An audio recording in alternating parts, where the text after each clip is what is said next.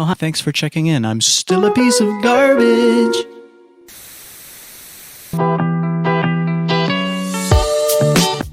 Hai, gue Yoga Tonggagoid. Serah kalian mau manggilnya apa? And yes, I did get a haircut. And yes, it looks ugly. Diam. Diam gak lo? Diam. So, today gue bakal ngebahas soal 6 trivia bahasa sekaligus kesalahan dalam berbahasa Indonesia yang mungkin sebagian dari kalian tidak ketahui. Now, keep in mind that segala macam koreksi atau segala macam perbaikan yang gue kasih di dalam video ini cuma berlaku untuk bahasa Indonesia baku dan bahasa Indonesia formal. Kayak ini cuma berlaku di dalam kondisi-kondisi atau situasi-situasi yang formal dan akademik gitu. Before we start the video, make sure that you leave a like, share, subscribe, and also comment down below if all of these facts and trivias are new to you, or kalau misalnya kalian baru tahu soal trivia-trivia dan perbaikan-perbaikan ini. So yeah, let's begin the video. Okay, so let's start off with an easy one that some of you guys might already know. Apotek atau apotik? Mana yang menurut kalian benar? Mana yang menurut kalian bahasa baku? I'm gonna give you guys 3 seconds to think. Ya, udah habis waktunya. If you guys answers apotek, then congratulations, you're absolutely right. Jadi kalau di dalam bahasa Indonesia yang baku, itu tuh ditulisnya apotek with an E, dengan E. Nah, kalian inget-inget aja kalau misalnya orang yang kerja di apotek itu namanya apoteker, bukan apoteker. Terus selain itu juga adanya kan apotek Roxy ya, bukan apotik Roxy. So, yeah. You should also keep in mind that kalau misalnya kalian lagi nyari suatu kata gitu ya di KBBI atau gimana gitu, biasanya kata-kata yang gak baku itu bakal ada tulisan bentuk tidak baku dari ini. Jadi kalau misalnya kalian nge-search apotik, yang keluar pasti bakal bentuk tidak baku dari apotek. So yeah, if you guys wanna check if a word is formal or not, kalian bisa cek aja di KBBI dan lihat keterangannya. Ya, yang selanjutnya ini berhubungan sama kata berimbuhan di. Kalau misalnya kalian nulisnya itu di sekolah sama di depan secara sambung atau disambung, dan kalian salah. Tapi kalau misalnya kalian nulisnya itu dipukul atau didapat secara terpisah, then congratulations, you're absolutely wrong. Ya, yang kasus pertama itu bisa salah karena di-nya ini diikuti oleh nama tempat atau nama daerah atau nama posisi dan lain sebagainya. Kalau misalnya imbuhan di itu ketemu sama nama tempat, nama posisi, nama daerah, nama arah, dan lain sebagainya, kayak misalnya sekolah, kafe, atas, bawah, utara, dan lain sebagainya, itu tuh harusnya dipisah. Jadi yang benar itu di sekolah, dan itu dipisah dua-duanya, bukan disambung. Nah, kalau yang kasus kedua itu, kalau misalnya kata berimbuhan di itu ketemu sama kata kerja, atau ketemu sama kata yang menunjukkan kalau misalnya kalian itu lagi melakukan sesuatu, itu berarti di-nya ini disambung sama kata dasarnya. Karena di sini di itu jadi kata imbuhan. Jadi seharusnya itu yang benar itu dipukulnya itu disambung, terus didapat juga disambung, dilindungi juga disambung, dipedulikan juga disambung, dan lain sebagainya. So, to make it simple, kalau misalnya di-nya ini ketemu sama nama tempat, nama daerah, dan lain sebagainya, itu berarti dia dipisah. Tapi kalau misalnya ketemu sama kata kerja atau kata yang menunjukkan kalau misalnya you're doing something or somebody did something to you, berarti di-nya itu disambung. Trivia selanjutnya yang bakal gue bahas di sini adalah huruf italik atau huruf miring. Biasanya kalian bakal make huruf italik atau huruf miring itu kalau misalnya kalian lagi nulis istilah-istilah asing atau istilah-istilah dalam bahasa daerah. Dan setahu gue juga kalau misalnya istilahnya itu merupakan istilah tidak baku atau kayak semacam slang gitu.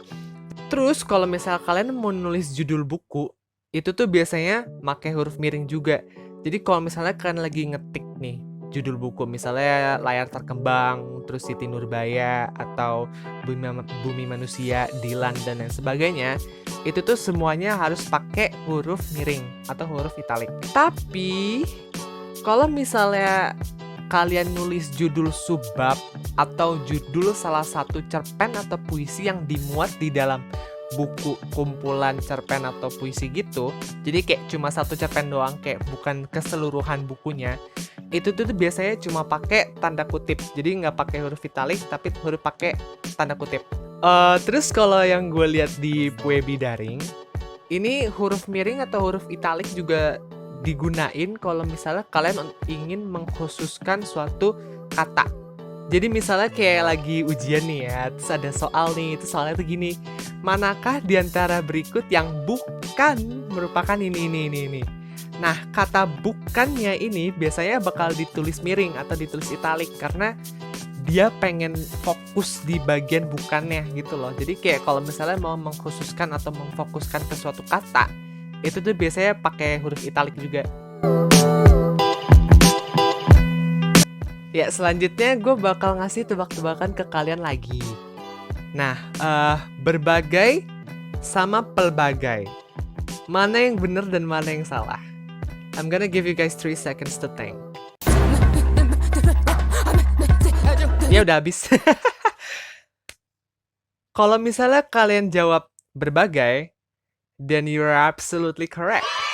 Tapi kalau kalian jawab pelbagai, then you're absolutely correct. Iya, jadi berbagai sama pelbagai itu sama-sama baku, sama-sama ada di KBBI, sama-sama formal, dan sama-sama kalian bisa gunain di dalam tulisan kalian gitu loh. Dan maknanya pun juga mirip-mirip antara satu sama lain gitu lah ya. So you can use either one of those in your writing. So yeah. Ya, trivia selanjutnya yang bakal gue jelasin di sini adalah bentuk terikat. Kalian pasti pernah denger kan kayak kata-kata semacam non, bi, dwi, tri, pra, pasca, dan lain sebagainya kan. Nah, itu semua beserta dengan kawan-kawannya, itu tuh termasuk ke dalam bentuk terikat. Jadi mereka nih kalau misalnya berdiri sendiri gitu ya sebagai satu kata, itu mereka nggak bakal punya arti.